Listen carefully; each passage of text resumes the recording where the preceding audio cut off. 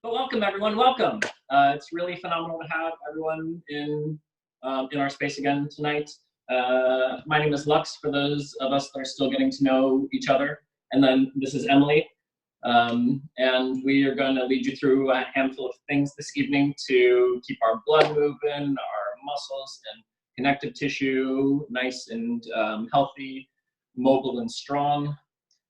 Throughout the class tonight, if there are questions that you have, please feel very encouraged to ask them, interrupt us as needed, and make sure you get the questions answered. So we don't want people to be moving through the practice thinking and guessing and encouraging injury that way. So instead, really let the communication be the vehicle that we use to make sure that we get our questions asked, answered, and then communicated between the partnerships also. As I look around the room tonight, I don't think I have any brand new humans. Is there anyone brand new here?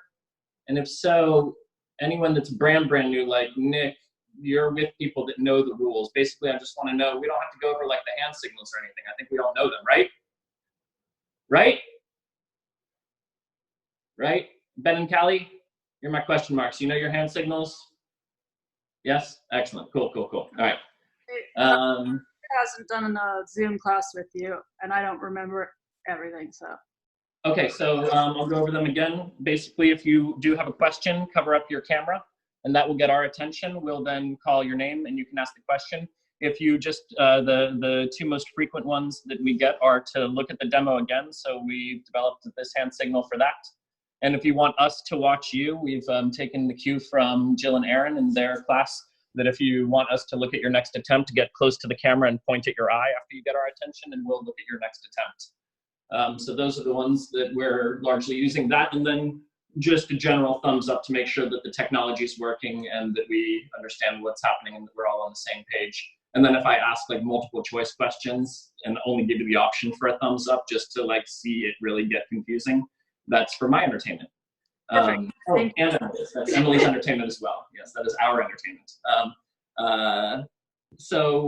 That, and just to make sure that your space is clear of obstacles that we might come down on, and to know that if we have hard-edged furniture that we are going to be able to navigate around them. If you are using couches and stuff as spotters, I'm into it. Use it wisely. Those couches should not have wood handles on the edges. Unless they're covered with foam, you know what I mean. Okay. We're going to start tonight with Emily, who's going to lead us through a bit of just a warm-up individually before we move into our partnership stuff. So I'm going to turn it over to Emily, and I'll make sure that the camera got you. Okay. All right, everyone, let's start standing up. Create a little space between you and your partner. And let's see here. Let's start with some jumping jacks. So reaching those arms fully up overhead, taking care to make sure that your arms are really nice, fully extended. Our time getting only half in frame here. You're gonna be all in the camera today. Good. And making sure that you're breathing. Okay, so we're gonna bring our legs together, and we're just gonna kind of shift side to side, hopping right to left.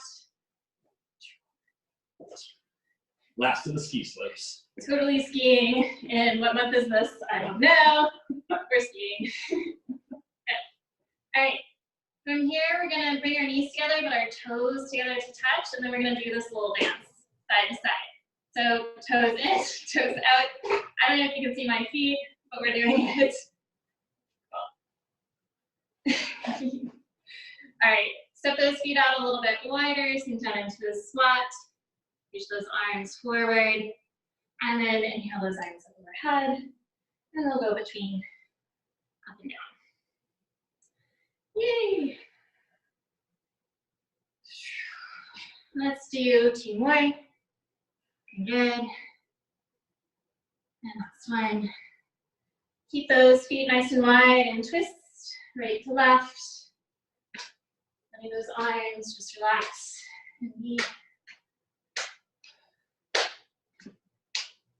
We'll take us more into the shoulders, so you're welcome to reach one arm forward and then all the way back.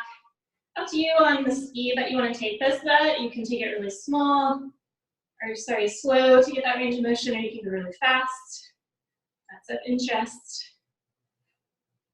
Good. And then switch on over to your other arm. Again, speed is up to you.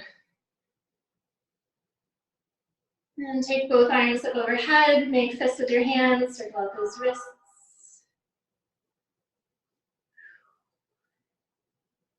And move in the other direction. Lovely. All right. We're gonna do a little hip stuff. So one foot forward, other foot on back. Starting with the knee lifted. Then gradually lower the hip, or sorry, the knee all the way down to the ground. And we'll extend our front leg. We get a little practice with internal, external rotation again. So I'm moving my toes in, moving my toes out. This is gonna come into play a lot for our class tonight. So really awareness of internal, external rotation, especially bases. Good. And we'll transition sides. So to step one foot on forward, other leg steps on back, starting with the knee lifted. And then gradually lower. And extend your front leg. And turn the toes in and out.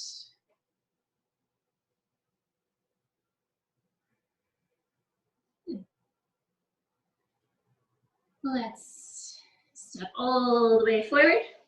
And then come up to stand. Whee! Good job, everyone.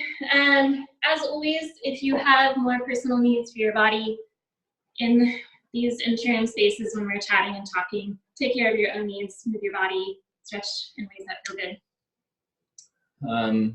All right, with that, we're going to begin the way we normally do in class, where we're going to walk the plank, look for some rotations, get into our inversions, start to play with some different connections. We'll show some demonstrations up. First thing we're seeking is a nice strong arm line between the flyer's shoulders and the base's shoulders. And we'll step one foot at a time down the legs till we reach the ankles. As we reach the ankles, we're going to go wide with the feet. We're going to come into a tuck as the flyers and then extend back out long again. And we'll do that a few times. As this happens, bases, we're following our flyers, letting them lead how far this goes. And then we'll walk back. You want to go again? And then we'll walk back to plank. From there, you can come to the ground, come around to star, or you can transition to star.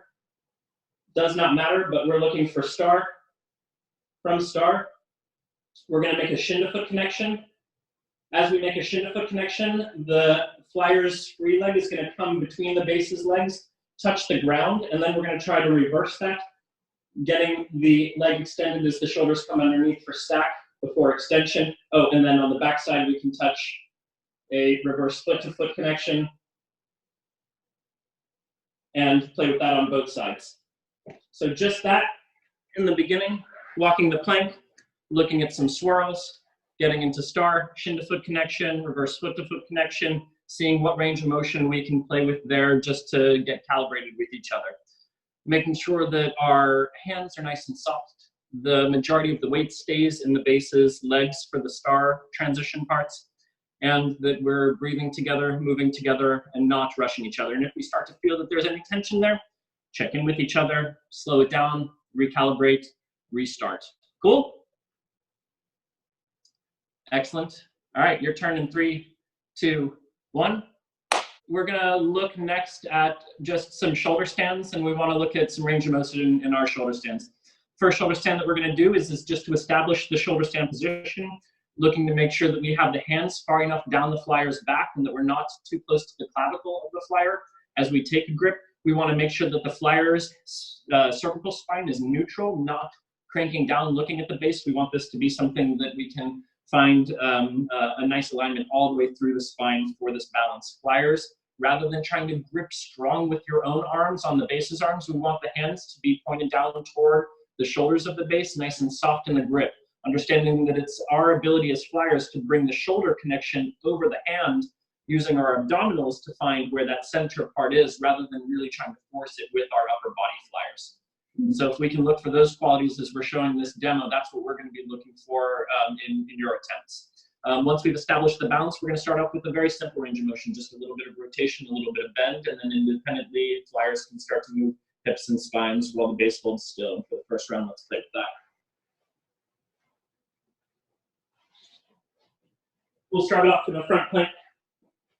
Our front plank will bend until we can reach the flyer's shoulders. I'm not going to reach really close to the clavicle. I'm going to reach past the clavicle where the base of my palm is on the top of the shoulder. And it will work out when we go upside down, though it might not feel that way initially.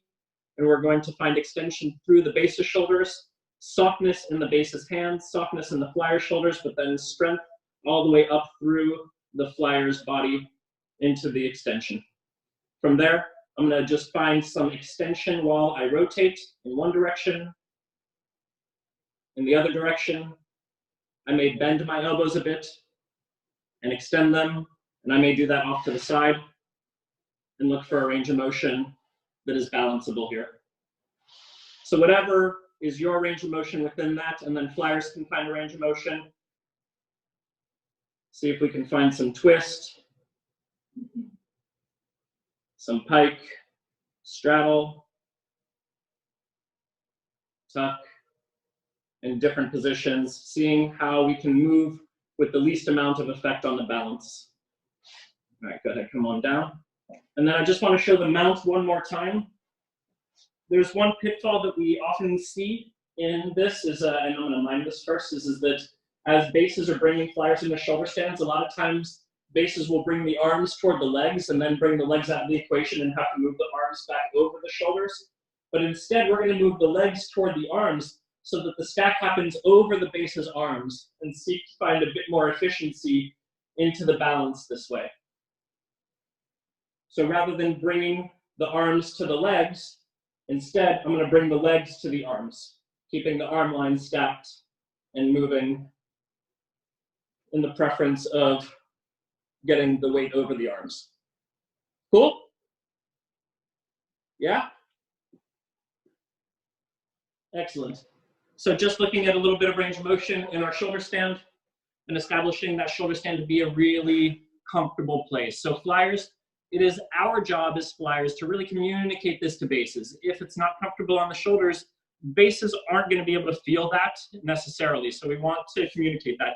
And just know that you can move a little bit closer to the shoulder, a little bit closer to the neck, a little bit further back as needed. And so just think if something doesn't feel right, make a little bit of an adjustment until it feels a bit better. Any questions? Anything down? Yeah, flyers maintaining that neutral head to help soften the traps. As you soften the traps, then the base will be able to feel more contact with that part of your body to really make it more solid. Rad? All right, give it a shot. Let us know if you have questions. Again, covering up your camera will get our attention well. 3, 2, 1.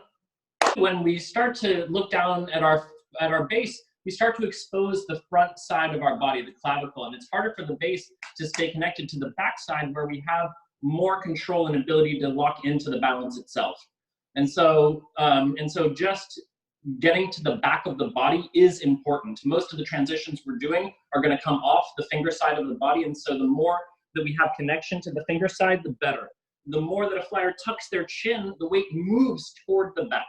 And in fact, one thing that we often do in this practice is, or that I do in classes, is we showcase how a flyer really has the ability to bend a base's elbow or to straighten a base's elbow. And if the flyer is underbalanced, which is toward the clavicle, usually looking down, it tends to make the bases have to bend their elbows to stay underneath it. And when a flyer tucks their chin and starts to go back, the base's arms automatically straighten to stay under the balance. And so if there is any struggle in that, these are cues that we generally give to neutralize those issues because we see them so frequently. That said, should is not a part of the equation. You absolutely can do it with your head in any position that you want. our objective is to not let that negatively affect the balance. Cool. Right now, we're going to look at just making one more rotation in our shoulder stand, looking at going from a shoulder stand to a back plank. And we want to be able to look at squaring this circle a couple of different ways, depending on who has more range of motion in this. If bases are limited in their rotation in the shoulders, the flyers can help out a bit here. First one I'll do, I'm going to give you a full rotation, okay? Okay. So you won't need to help as much. You might have to just a little bit at the end, but I'll make an effort to really rotate. So one of the things that gives me a good amount of rotation is extension. As I find extension, I can get a little bit more rotation out of this balance, and then I just bring my feet up and can reach the waistline of the flyer with my toes and land in a back plank. And so if I can find a good amount of rotation and extension, I may be able to get near that 180-degree rotation on my own. If I'm limited in that effort, hold on, I'm gonna let the kid with the weapons through. Whee! We're gonna pull The weekly this cameo. Safety fifth. And if, let's say, I only can rotate to about here before I lose stability, then the flyer can find the rest of that rotation, keeping the shoulders stable and just rotating through the torso so that the hips, the back of the hips are shown to the base. And I keep my arms extended as my knees bend to keep my flyer in a plank position the entire time. And so one of those two methods are what we would like to use to get into this. If that feels like, oh my goodness, that is going to be dangerous for us, we're going to come out of this and potentially slip out of the hands because we're not comfortable in that kind of rotation, we only want you to come to a straddle bat and not worry about the back plank itself. With the straddle bat, we have the advantage of the flyer straddle piking the hip, which creates a bit of a shelf that when we make a connection with that hip to the base's foot, it does stabilize quite a bit. And so if that one feels like it's not right for you, attempt this one.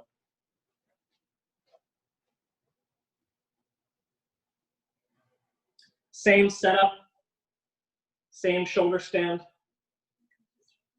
Yeah, flyer will come to a straddle pike. The biggest challenge here is I just want to make sure that I don't knock the elbow with my leg. So we rotate until that elbow crosses where my leg can get behind it. And then we make a connection at one hip and then the second hip to follow through with the rotation. From there, you can come down a number of ways, cartwheeling, cannonballing, as you desire. So one of those should be okay for everyone here. If none of that feels right for you, cover up your camera, we'll help you out with something. But ideally looking at going from front plank, shoulder stand, back plank. For those of you that have the practice, that have been in these classes for a long time, that want to go a little bit further, you know a lot of variations for these already. Go ahead and play with them as long as they are done safely and you are in communication of what you're actually trying to attempt. Any questions? Danielle, I saw you want another variation? Or What do you need? I want bases, hot tips for how you get your feet in the right spot for the catch. There's the regular catch, but tips for foot placement. Tips for foot placement are, it's going to be a little bit different for every human. You know, you are going to know your center best.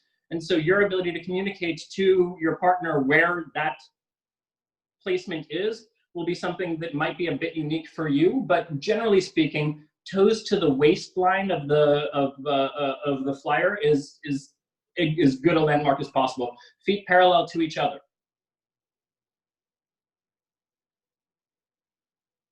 Yeah, you might only be able to hit the toes at first, and then the rest of the foot rotates in as the rest of the connection points are made after that initial connection. Absolutely. Nick, Tori, do you have a question? Yeah, when you're coming into the back plank, are both of the base's feet landing at the same time, or is it one and then the other?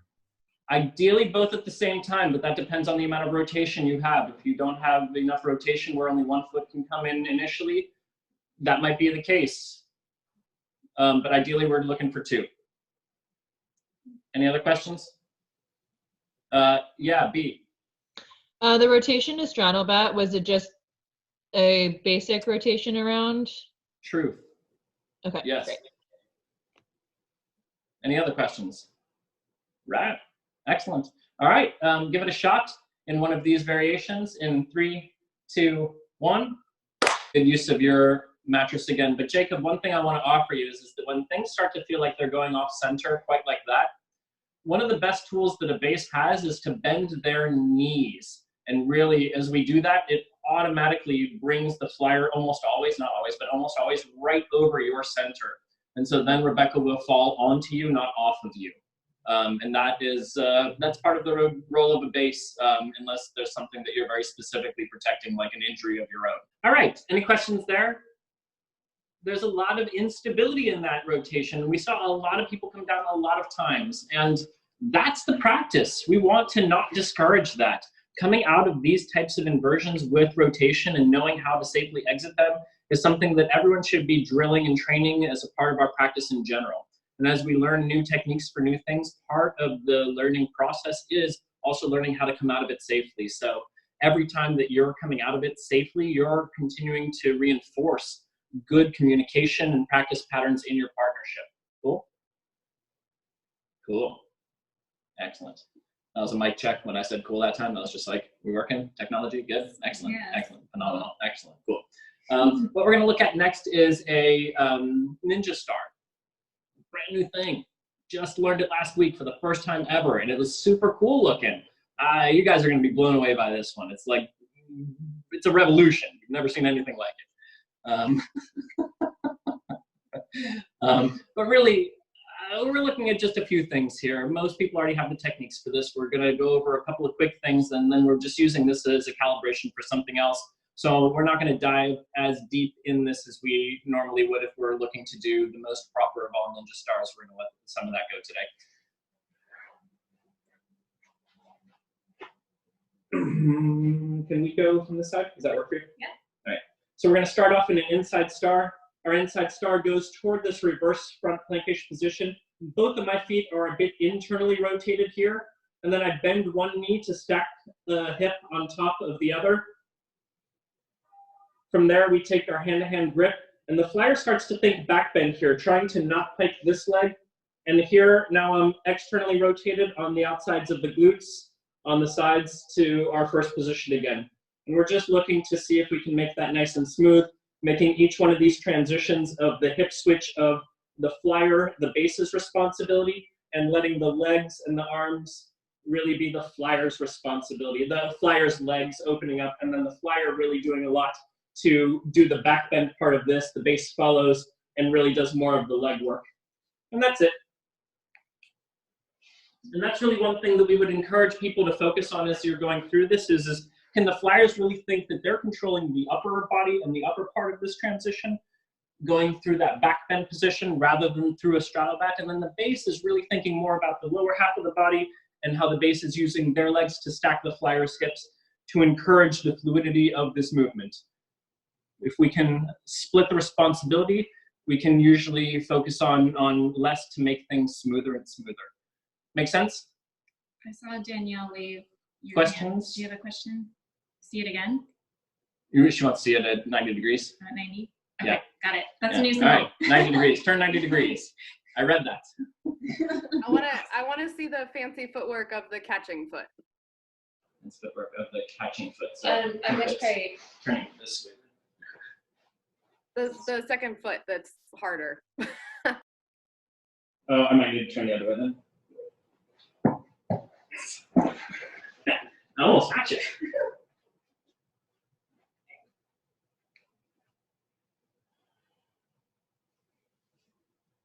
So here, I'm just going for the heel. My toes are free until we rotate on, and my toes are still free until we come to this reverse front plank position. It's the only time that the toes touch. Here I am, heel, going through it. Is that what you wanted to see, Danielle? Excellent. All right, give it a shot. Let us know if you have questions. 3, 2, 1. Kim, I really like your approach there. You're not exactly sure where that foot is that you're going on to. I imagine Kevin is telling you it's there and you're trusting it and you're going for it. And like, that is not a bad technique and a bad method to get there. Kevin, if you have the ability to bend the knee and give a little tap to the hip so that there's a little bit more tactile sensation, that might make it a little bit more stable. But even just having that communication and going for it a few times over the next 50 or 60 attempts, that will actually not be a bad technique to get there. It'll get there. Okay? The next thing we want to look at is really just flipping this thing upside down into the nunchuck. The nunchuck was developed by Jacob and Debbie, and they really thought of it as like this flip of the Ninja Star. And I played with it and just thought it was just the bee's knees. And like, I don't know if you know, but the bee's knees are good things. Who doesn't love bee's knees? And so there's one moment in this that is dangerous. We do have the head that's moving toward the ground, away from the base's head. And because the flyer's head is vulnerable in that particular moment, we want to call attention to it, explore it, and then look at making sure that we have that particular balance and we can make transitions from it. So we do want everyone to at least be able to play with a static position here, where the flyer has their own arms free for a moment so that they can feel like they have an exit here as they are developing trust in the base's legs holding them. I'm gonna do it this way.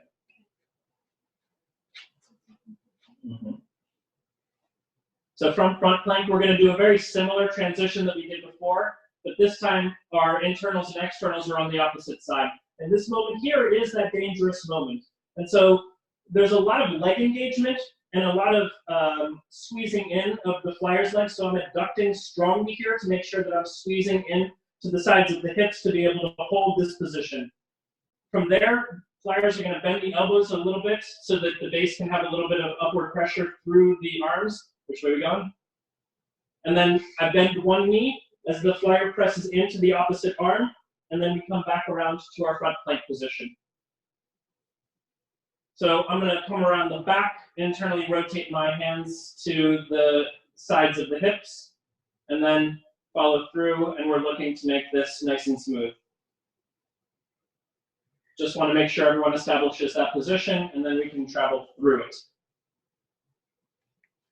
So that's the essence of what we're looking at. I'm going to show it from two more angles, Danielle. Don't worry, we're going to go here and here. So we got two more of those that we're going to look at. The first one here is to look at where this is where the alignment comes into the base's legs and arms. And so most of this transition happens right over the base's hips. Emily's doing a phenomenal job of letting the legs go over the base's head. And that's one of the ways that this really gets well established in that neutral space over the stack of the base's legs. If the flyer finds a pike here, the weight's going to shift away from the base, and the base will have a hard time bringing it back over. So flyers, if this starts to feel unstable, the more that you bring your legs over the base's head, the better chance your head is going to lift away from the ground also. And while it might feel scarier, it will be safer to let the legs go this way, particularly if your arms are bound and you can't use them to help yourself out of this.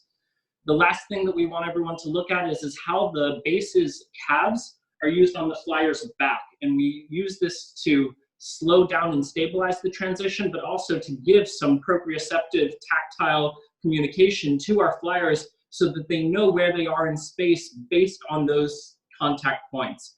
And so look for them as we transition in this angle.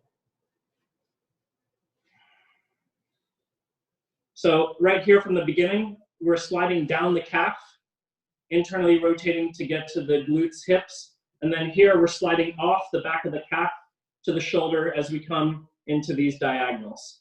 So again, I'm going from shoulder diagonally to the hip, and from the hip diagonally to the shoulder.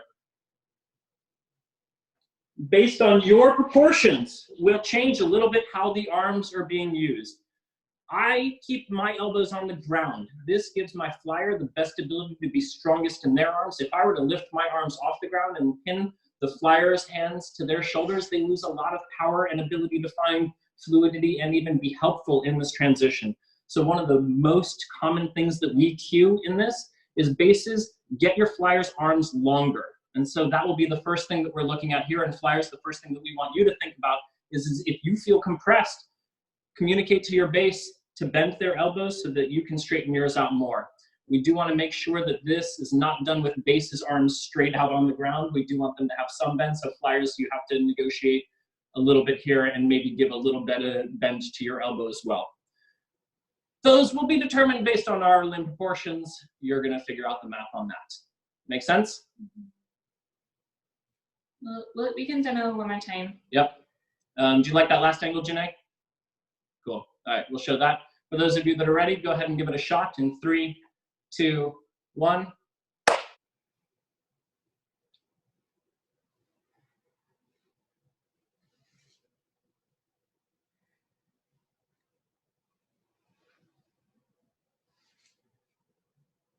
And then let's pause one more time in this one here. And then just making sure that we can at least pause in this moment here. Everything's squeezing in.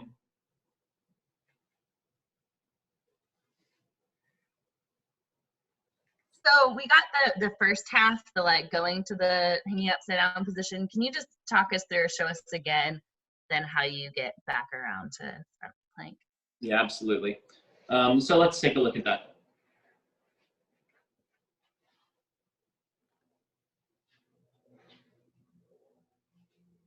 So people seem to have gotten here pretty well. Here we are again toward the piriformis, not down by the thut, but we are more in the center of the glute. As we're going here, we're going to press through one arm and bend the opposite leg. Make sense? Something to add that we found was super helpful in case anyone else is having the same issue.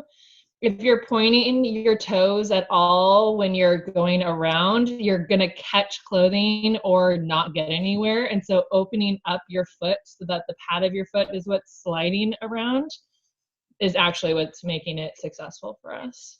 Yeah. And pointing feet, yeah, generally, even if you're not catching, is still going to like jab into muscle and not generally feel most pleasant.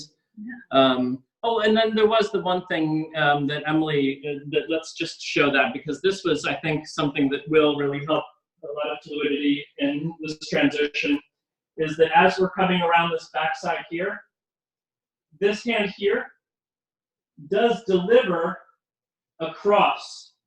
I don't just stop the connection here, I do pass it past my own leg, so that we're doing as much follow through always as possible. So it's just, I'm never abandoning until we actually run out of ability to stay connected. Always follow through. And even sometimes those little tiny things are going to make a big difference in the stability in that moment where instability is inherent. With this many questions, let's take 45 seconds, a few good attempts, and then we're going to let it go. So go ahead and give it one more shot. What we want to do there is we start to explore how we're going to combine the ninja star and the nunchuck in what is commonly referred to as a pickpocket. The pickpocket does have a few changes, but we're going to utilize a lot of the same techniques that we use. There's a pattern that we have to learn for the pickpocket, though. And so everyone has to learn just a little bit of math for those of you that don't know this math yet. The math is that we are, as bases, we'll start off in a front plank position where we're on the hips. The next foot comes to the sacrum, and then to the hip, and then to the hip again. So it goes hip, sacrum, hip, hip, sacrum, hip, hip, sacrum, hip. And that's the pattern. Every time that the base puts a new foot on the flyer, it goes in that pattern. We're stepping on 3 sides of the body and ignoring this front side. From there, we have 2 more pieces of the pattern that we need to, or 3 more pieces of the pattern that we need to learn.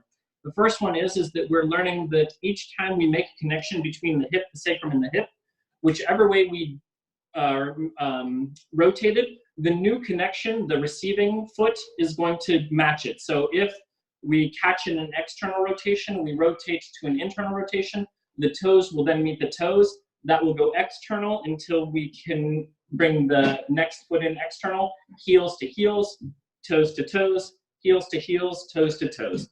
So never let it go this way, and the pattern will work. Anytime that it goes this way, you're going to change the rotation. It's not going to continue to work. So heel, toe, no. Heel, heel, toe, toe, yes. All right. So those are the 2 pieces that I want us to focus on first. There is a hand-to-hand grip and a reverse hand-to-hand grip. In the Ninja Star, we use a hand-to-hand grip. In the nunchucks, we use a reverse hand-to-hand grip. In this, we will be switching between those two grips.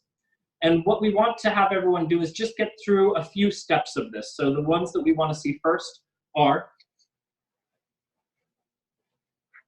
starting off in our front plank position. We come to a reverse inside star. Sacrum is the next place I go because I'm on the hip. I'm going to internally rotate the feet so the toes meet the toes.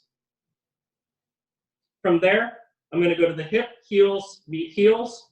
And then here, we're going to change to a hand-to-hand grip. And we're going to go Ninja Star, hip, hip. And those were toes. Now we're going to go sacrum. And here, we're just going to walk out. And we're going to let that be the end of it for right now. So we're just going to get through a few steps of this and let it go. There are those of us that know already a few extra steps in here, so you're welcome to take them. But if you don't know those extra steps, we don't want to get people too confused yet. Hip, sacrum, hip, hip, sacrum, out. And then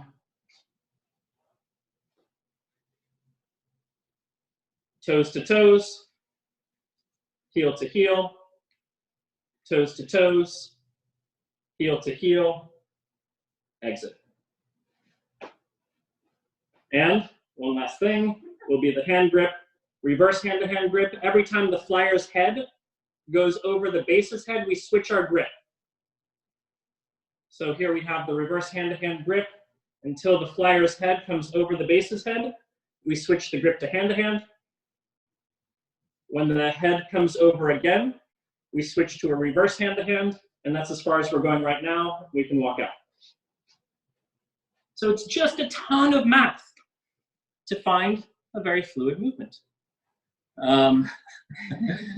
So in that is a lot of instruction. We're going to let people marinate in that for a moment. We're going to let you fumble through it, forget what you can, remember what you can, come back with questions. I want the arms to be more steering and the legs to be more driving. And Jacob, this is probably one of the most complicated things to do as a base, is to not overpower the arms.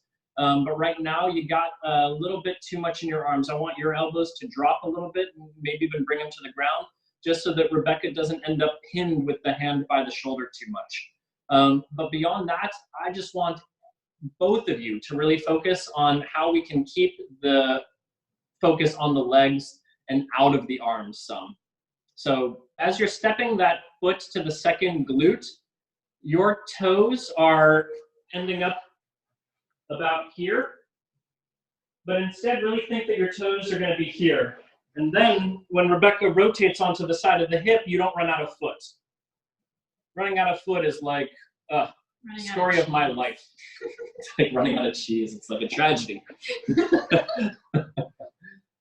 So yeah, if you can get just your toes connected more to the side of the hip rather than the back of the butt, you're going to have more ability to rotate onto the rest of your foot, onto the rest of the hip. We're going to go over these details again, and then you're going to be like, oh yeah, we forgot that one. Because, you know, we were asking you to do a lot of math in a short amount of time. And as somebody that is not very good at math that I didn't actually cultivate, yeah, I don't know it either. This just happens to be math I worked out. This, again, we're looking at 3 parts of the flyer's waistline that we're trying to make connection to. The pattern is hip, sacrum, hip, hip, sacrum, hip. A lot of us skipped the sacrum and went right from hip to hip to hip to hip. And so we want to make sure that we do get the sacrum as a part of that. Hip, sacrum, hip, hip, sacrum, hip. People seem to do a really good job with the internal and externally rotated feet. Each time we made a new connection, I did not see a lot of this. We did see that. So that seems to be the piece that really sunk in the most and was the most reliable amongst everyone here. And then the last piece is that mostly that the hands are overused and are staying connected too long. In this practice, most of the time, we need 2 points of connection. And so we want to establish 2 points of connection, even when we have 3 or 4 points of connection. Which ones are the most important? And when we talk about this, usually we talk this about primary point of support secondary point of support and then tertiary points of support as needed even beyond that. But really, if we can establish what the primary and the secondary are in any moment, this will be a huge benefit to how we approach our practice. And this is something that is way beyond this particular exercise in anything you're doing. Can we say, in this moment, most of our weight and most of our alignment is in this connection point? Great. Once we establish that, everything else becomes less important, and then we have to figure out how to utilize it. And mostly what we're looking at when we have even 3 points of connection or more is the first 2 are the most important ones. And so we want to establish that here in each moment. Right now we have 4 points of connection. The 2 most important are the legs. As we shift to this side here, it's going to be the same. The most important point is this. The second most important is this. And so we want to make sure that we don't overwork here, taking away from the fact that this is doing the most amount of work. As we shift here, I don't need to hold on to the arms for too long. If we start to shift to the sacrum and are moving to the next piece, and I continue to hold on to the arm, we can't move to the next piece. So when we move to the sacrum, we let go of the last one so that we don't hinder the ability for this shoulder to continue to come around. This also, let's see, people were moving like in front of the leg. It was weird, but just being patient and waiting. This is still primary. This is secondary. Only now do we really have to even take that. Primary, secondary, sacrum. And so we're just, come on out, not trying to hold on to the arms for too long. That seems to be the thing that tripped up the most number of people, was overusing arms. Any additional questions? That's the broadest brush we saw across the room. Can you rotate 90 degrees and show it again? Absolutely.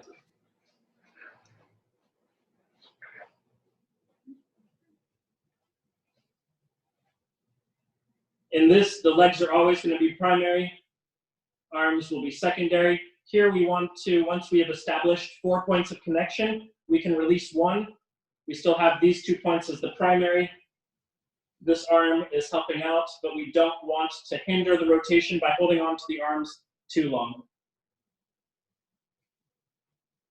Even on that last one, if we were to hold on to this too long and we come around, we're not going to be able to do anything until we release this arm. Cool? That work, Kevin? Okay. Any other questions? So part of the reason I feel like I'm holding on so long is that I don't feel like I'm getting a proper second point of contact with the receiving foot on the sacrum. Like the weight isn't being properly set up on it, and so I'm hesitant to let go of the hand. So is there any tricks for inviting the weight transfer? Yeah, and then I want to also just acknowledge that that's real appropriate. If you feel like I don't have a good primary support, it's very difficult to want to let go of even a secondary support. Like, I'm trying to give as much support as I can, so that's super reasonable.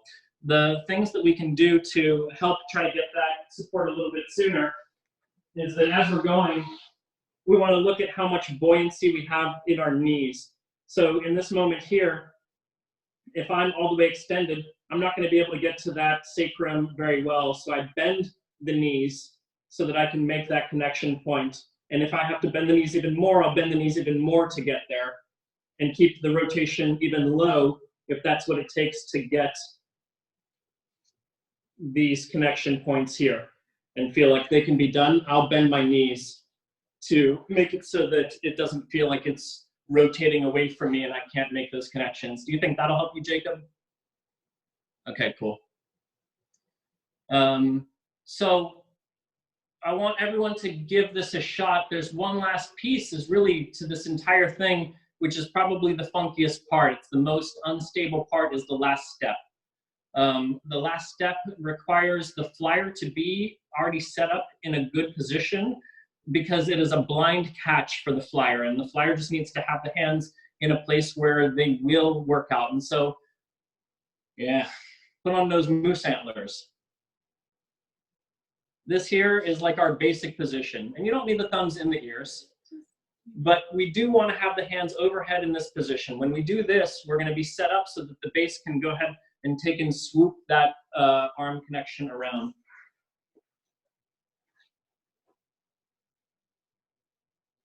So we've already got this piece. We've come around to the sacrum, to the hip, to the hip, to the sacrum. We've already done all of this. We take our reverse hand-to-hand connection here, and here, this is the most complicated step. I'm stepping to this sacrum here. I have my hand on the ground, and the flyer has the arms overhead, and so we'll eventually be able to make that connection and we can get back to our first position. Let's look at that again. Hip, sacrum, hip, hip, sacrum. We switch to our reverse hand-to-hand grip here, and then this is probably the most complicated moment to get that last little arm connection to swoop around. It's the most unstable for the flyer. Going from the base is also, depending on most bases, have a harder time with internal rotation, which we're doing at this point. And so I want to de-emphasize the importance of it. If we can do everything except for this last piece, that would be ideal. If you can get this last piece, great, but I just don't want to make or break the success of this based on it. Make sense, everyone? We'll show it in 3 different rotations here. Ready for this? We're doing 3 of them. We're gonna go 1, 2, 3, 4, 5, 6. Now let's go this way.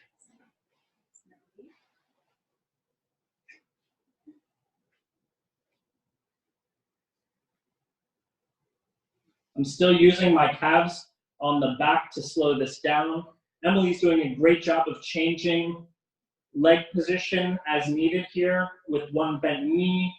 And that's just kind of an intuitive thing that flyers are going to find to get pressure off of the back as needed.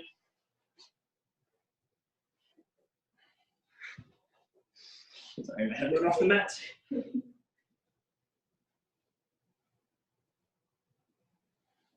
Still using my legs to slow down. Internal, external, internal, external.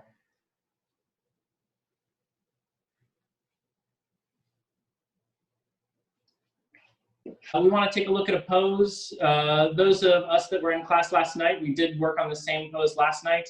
We're looking at ankles and hands, and we want to be able to look at making some movements in the steepness or flatness of the base's wrists, and for flyers to follow that. Flyers, we have a lot of power in this moment to injure our base's wrists, and so we want to take a look at where that risk is, where that potential risk is, so that we can make sure that we are mitigating around it.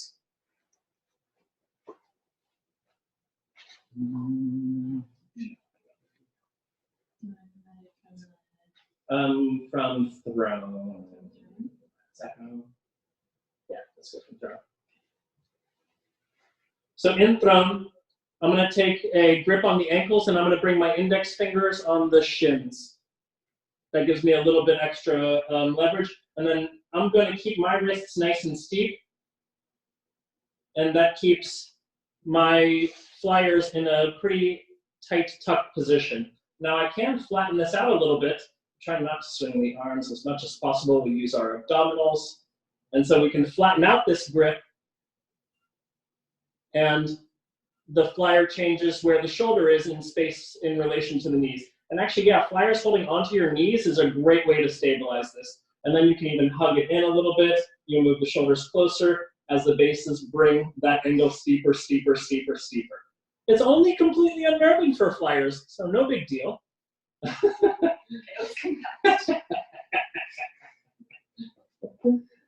But we want to establish this posture so that number one, we have it, and then number two, that we don't feel like it must be done a certain way. Flyers, historically, I've watched, really want to keep their shins parallel to the ground. And if the flyers feel at all uncomfortable here and extend through that, the base's wrists are going to get hyperextended back. And so we don't want that to happen. We want flyers to be comfortable in every angle here. So if we're held in this position as a flyer, and we're held in this position, and we're like, okay, cool, it's still a balance. And so flyers, we want to make sure that we can use our abdominals to shift our weight forward and back, bring our shoulders closer to our knees as we come steeper, bring our shoulders further away from the knees as we come into stack. The shoulders won't necessarily stay in one position and just have this move. It is likely that the shoulders will have to move toward the knees in addition to the knees moving toward the shoulders. If we can find these things neutralizing each other, we can keep our base's wrists safe, which I promise you, flyers, will be advantageous for your balance. Let's see. I think that's all I cared about in this one. Oh, I will say that if this feels really unstable and we want a little bit of extra support, bases, you can keep your feet by the sides of the flyer's hips to help stabilize this.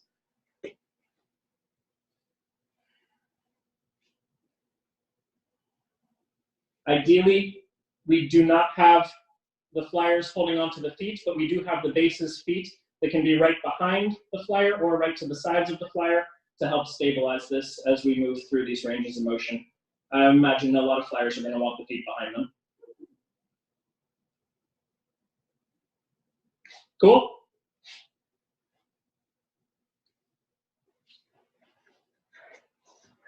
Any questions? Yeah, B? Emily, are your legs zipped together? In this way Yeah. or in this way? What you just showed me right now, this last one. They're about hip distance apart because Okay. you know, we're trying to match the distance apart that the base's arms are as Great. well. Thank you. Yeah. Yeah. Flyers, you can use the tops of your feet on the base's forearms, but it is not a make or break. It's not a requirement. So whatever's comfortable for you. Give it a shot. 3, 2, 1. When we're moving from the steep angle to the more of the right angle, so who's driving that, the base or the flyer? The base. The base in this moment, because the base has the more vulnerable thing to protect here, and the flyers have a lot more power in this position. So we want always the person with the more vulnerable position to be the person leading this type of thing. We're going to look at the other reason why we have this grip so far at the ankles is that we want the rest of the shin available for a transition. So we're going to make a transition that goes from our ankles and hands. Bases are going to come around and bring the toes in first. And then I can move my finger out of the way from the shins and get the rest of the heel on the shin. And then from there, I'm going to stay in my tucked position until we catch shoulders for shoulder stand.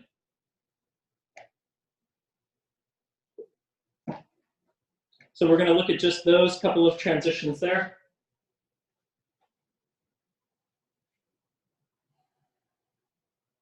Ankle and hands.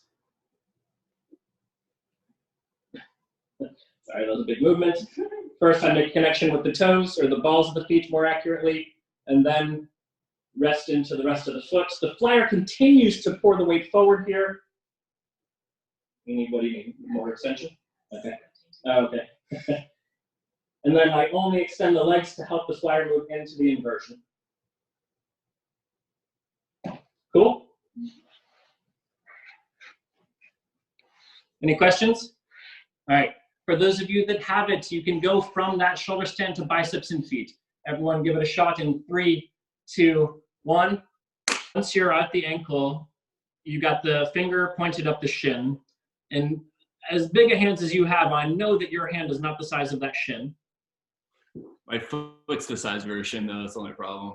Oh, so this is perfect. So what we want to do is all you want to do is bring the toes to the top of the shin, and don't worry about getting the heel connected. Right. Once you have the toes connected, then you can move your finger out of the way for the rest of your foot to fit. Okay, cool. Thank you. So with the biceps variation, I saw it with two different groups. The base's feet, when it comes to like placing it, some of the base's feet were going from the front side of the flyer and some were going from the back side of the flyer. What direction do the feet of the base enter? In this moment, I would look for the path of least resistance, which means I'm going to slip them in toes first, not heels first. I'm going to enter from the toes side and connect. We'll show a demonstration of that. We have enough time. We don't have enough time to practice this during class, but if y'all want to, you can, of course, do whatever you want in your personal lives outside of class. What it would look like was this. You want to start in biceps? Yeah. Mm-hmm. So this would go from biceps in feet to ankles and hands to shin to foot to shoulder stand. And from shoulder stand, I'm going to go just directly into the biceps, toes first into the biceps, as I'm right there. Cool. Send that. So yeah, you can play with that as you want, just a little something fun, but really what we're looking for was just to make some of these transitions.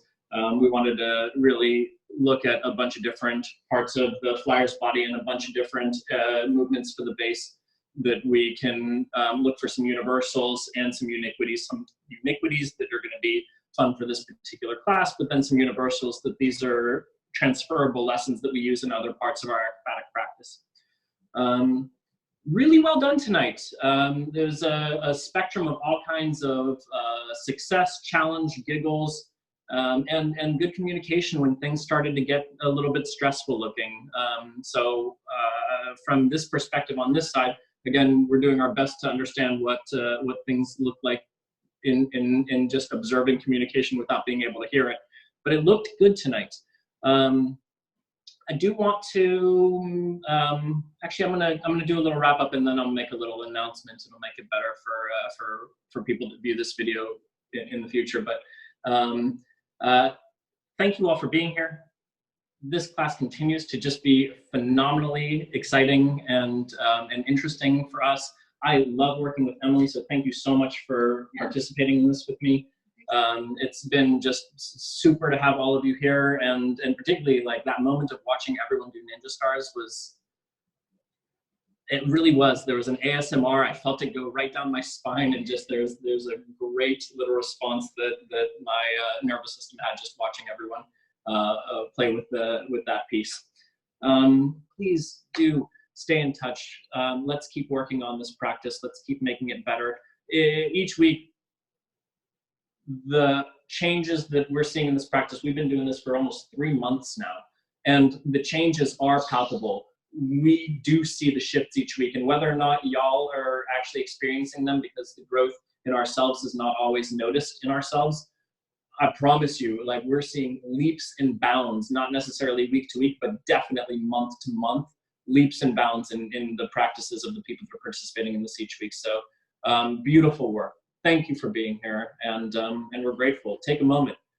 Unfortunately, we have no spotters to thank today. We got some mattresses. Yeah, so we can thank the spotters that will spot us in the future. Thank you, You're our spotters. spotters.